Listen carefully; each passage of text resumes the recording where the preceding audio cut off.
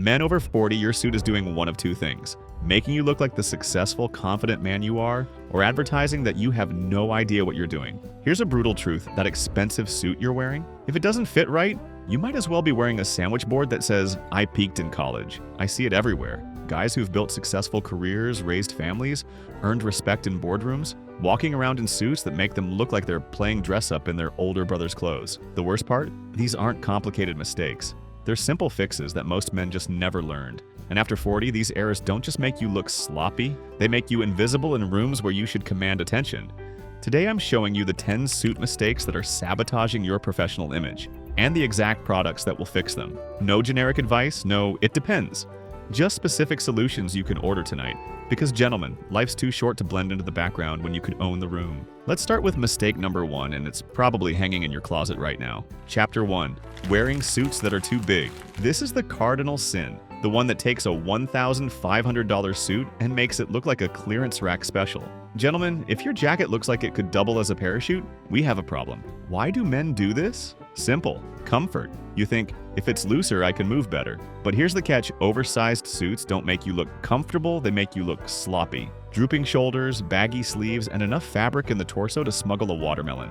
Add pants pooling at your shoes and suddenly you're swimming in wool. The solution? A tailored fit. I'm not talking skin-tight Instagram influencer nonsense. I mean a suit that follows your frame without strangling it. The jacket should hug your shoulders without extending past them. When it's buttoned, it should lightly contour your waist, not pull across your gut like a stress test. And the sleeve? It should kiss your wrist bone, leaving just enough room to show a half-inch of shirt cuff. As for trousers, flat front every time. No baggy pleats. A gentle taper that follows your leg and stops with a slight break at the shoe. Not stacked, not flooding, just clean. When a suit fits properly, you feel like you can take on the world. And no, you don't need a bespoke suit to get there. Plenty of brands like Bonobos, J. Crew, and Suit Supply offer slim or tailored fits that hit the sweet spot. If you're in doubt, spend the extra $50 to have a tailor dial it in. Because after 40, your suit should never look borrowed. It should look like it was made for you and only you. Chapter 2.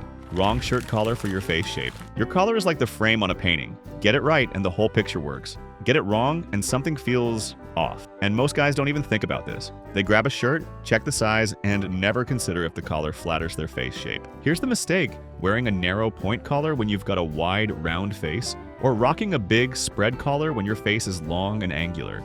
The wrong collar throws your proportions out of balance and makes your head look bigger or smaller than it is. So what's the fix? Well, if you've got a rounder face, skip the spread collars. They exaggerate the width and make your jaw look even broader. Instead, go with a point collar or even a semi-spread. It draws the eye downward, lengthening your look and slimming your profile. On the other hand, if you've got a long or narrow face, a wider spread collar is your best friend. It adds horizontal balance and keeps you from looking like a bobblehead in a skinny frame. And for my guys with beards, avoid tiny collars that get lost in the fuzz. Go for something substantial that frames the beard cleanly. Here's another pro tip: collar stiffness matters. Those floppy, paper-thin collars from discount dress shirts? Trash them.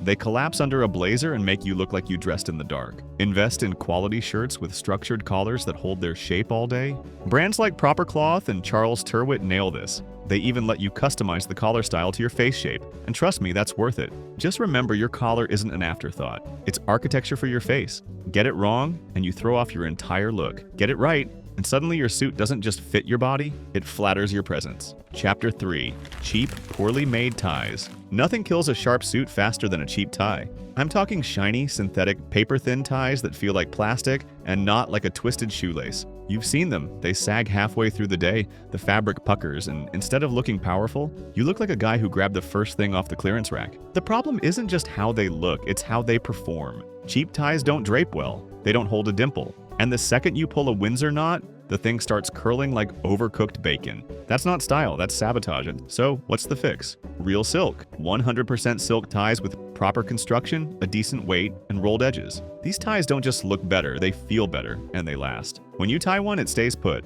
The knot sits proud. The fabric has life to it, and keep the design classic. Solid colors, subtle stripes, or small patterns that whisper elegance instead of screaming novelty. Avoid anything with cartoon prints or neon paisleys. Leave that to prom night, not the boardroom. Here's the beauty of it all: you don't need to spend $200 for quality. There are fantastic options at a fraction of that. I've linked a few of my go-to ties down below.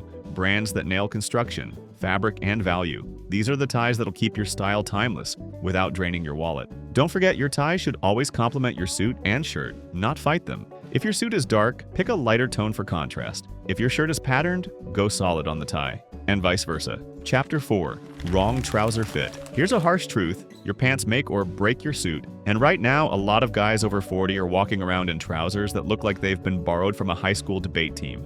Baggy, pleated, and puddling over their shoes like a broken curtain rod. Pleats were the move in the 80s and 90s. Back then, they said power. Today, they just say dated. And when your pants balloon at the hips, sag at the seat, and break like an avalanche over your loafers, you've officially entered time capsule territory. The fix? Flat front trousers with a modern taper. Not skinny, leave that for the kids, but trim enough to follow your natural leg line without clinging. The waistband should sit comfortably at your natural waist, not halfway to your ribs. And rise matters? Too low and you'll look like you raided your son's closet? Too high and you're creeping into dad jeans territory? Length is critical here. You want a slight break, where the pant leg just kisses the top of your shoe, not stacks around it like an accordion. Cuffs? Optional. If you like them, keep them narrow and neat. Here's a pro tip. Most guys need at least one adjustment after buying off the rack. Spend the $15 to $25 to have a tailor nail the fit. It's the cheapest style upgrade you'll ever make. When your trousers fit right, everything else falls into place. Your jacket drapes better, your shoes shine harder, and your entire silhouette looks balanced. Get it wrong, and even a $3,000 suit can't save you.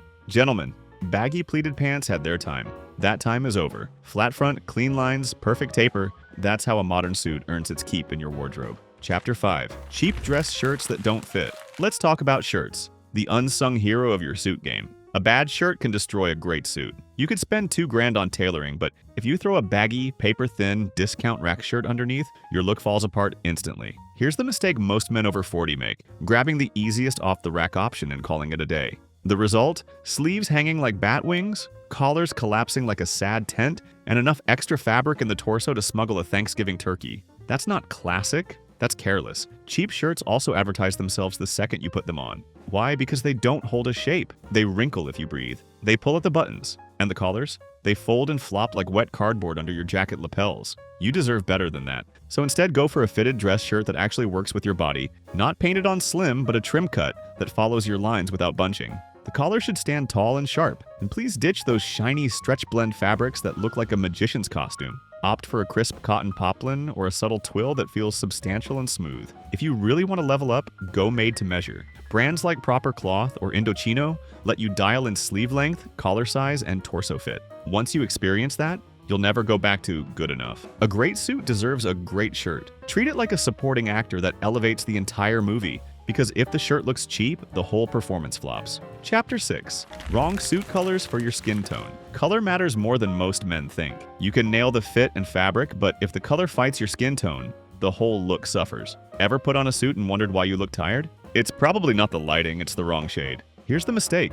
Defaulting to whatever's on the rack, usually navy or charcoal, because it's classic. Yes, they're timeless, but not every timeless color works for every man. If you've got cool undertones, fair, with pink or blue hints, deep navy can make you look washed out. On the flip side, if you're warmer, olive or golden, charcoal can make you look flat and lifeless. The right color does the opposite. It brightens your face, sharpens your features, and makes the entire suit pop. So what should you do? For cool tones, go charcoal or softer grays. For warm tones, stick with navy. If you're somewhere in the middle, both work, but don't be afraid of richer browns or muted olives for a modern twist. Here's what I recommend. Try both colors in natural light and see which makes your face look alive. That's the one. Because after 40, color isn't a small detail. It's what separates powerful from forgettable. Chapter 7. Poor quality or wrong style dress shoes. Let's be real, your shoes talk before you do. And if they're square-toed monstrosities or cheap synthetic disasters, they're saying all the wrong things. The wrong shoes can wreck even the sharpest suit. Pairing a tailored masterpiece with clunky bargain bin loafers?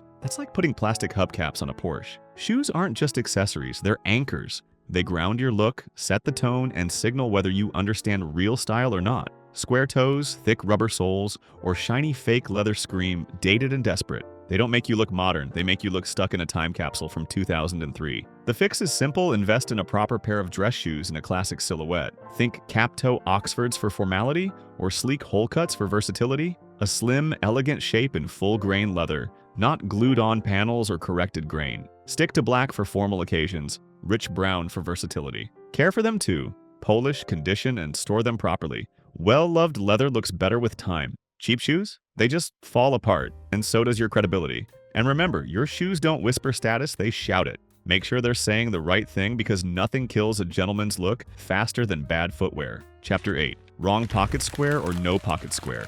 Look, a suit without a pocket square is like a cocktail without garnish. It still works, but it's missing that final touch that makes it memorable. And worse than skipping it? Wearing the wrong one. You know the look, those tacky, shiny, pre-folded squares that stand up like a paper fan, or those matching sets that come bundled with a tie in a bargain box. That's not sophistication, that's screaming, I don't know better. The mistake here is assuming a pocket square is optional, or worse, thinking it should perfectly match your tie. That's not coordination, that's a costume. When the colors and patterns are identical, it feels stiff and try hard. Style is about harmony, not duplication. The upgrade? Start with a classic, a crisp white linen pocket square. It's the most versatile piece you'll own, and it works for every occasion: business, weddings, or an evening out. Once you have that, explore subtle variations. Muted silks, understated patterns like microdots, herringbone, or soft paisleys. Nothing loud, nothing novelty, just quiet confidence. Your pocket square should complement your tie or shirt, not copy it. Think tonal balance or a soft contrast.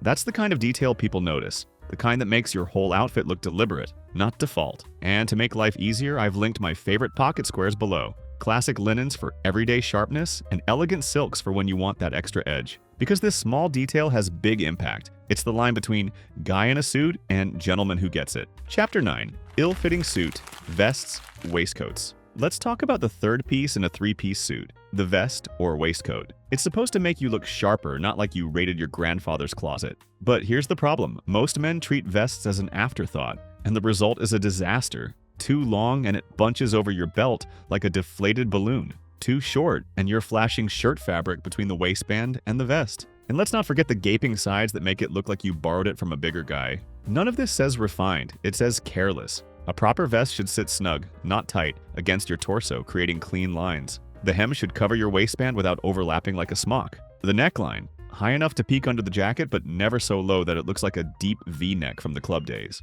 And most importantly, it should match the suit fabric for a seamless look. Odd vests work, but only if you know what you're doing. The solution is simple. Find a vest designed for your suit, and if it's off by even an inch, take it to a tailor. This piece is pure precision. When done right, a waistcoat elongates your frame, slims your profile, and adds elegance that separates a good suit from a head-turning one. If your vest looks like it came from a rental shop, fix it, or skip it entirely. A sharp, tailored waistcoat is about intentional style, not guesswork. Chapter 10. Wrong sock choice. So you're in a killer suit, polished shoes, everything's perfect, until you sit down and reveal a strip of leg between your trousers and your socks. Or worse, white athletic socks peeking out like an eyesore. Gentlemen, socks might seem like a small detail, but in formal wear, they're a silent power play. Get them wrong, and the whole look collapses. The biggest sins? Socks that are too short, so they slide down and flash skin every time you cross your legs. Or socks that clash violently with your suit and shoes. Think neon novelty patterns that scream, I'm quirky, when your suit says, I'm serious. It's like pairing a tux with flip-flops. Doesn't matter how confident you are, it looks sloppy. The fix? Go with over-the-calf dress socks in colors that complement your trousers and shoes. Navy suit? Navy socks. Charcoal suit? Charcoal socks. Want subtle personality? Try a micro pattern. Pin dots, muted stripes, or tonal textures that add depth without stealing the spotlight. And yes, material matters. Cheap cotton pills and slouches, merino wool or fine cotton blend socks, they stay up, breathe, and look sharp all day. Socks should never be the star of the show, but they should always be part of the harmony. No exposed skin, no athletic gear, no gimmicks. Just clean, refined detail that reinforces the fact you know how to dress like a grown man. And there you have it. 10 suit mistakes that make men over 40 look sloppy, and the fixes that make you look like a man in complete control of his style. The truth is, a suit isn't just clothing, it's a signal. It says you understand fit, detail, and the art of presentation, but only if you get it right. So if you found yourself guilty of a few of these mistakes, don't panic. Style isn't about perfection, it's about progress. Fix one thing at a time, nail the fit, upgrade the fabrics, invest in the right accessories. Do that and I promise you'll never look average in a suit again. I've linked all of my favorite suit upgrades, ties, and accessories in the description below. The exact pieces I recommend so you don't waste time or money. Check them out if you're ready to take your look from good to unforgettable. Now I want to hear from you. Which of these mistakes have you been guilty of, and which one are you fixing first? Drop your answer in the comments and let's start a conversation. If this video helped you out, Hit that like button, subscribe for more no-nonsense style tips, and stick around, because looking incredible after 40 isn't just possible. It's the new standard. Dress sharp, stay confident, and I'll see you in the next one.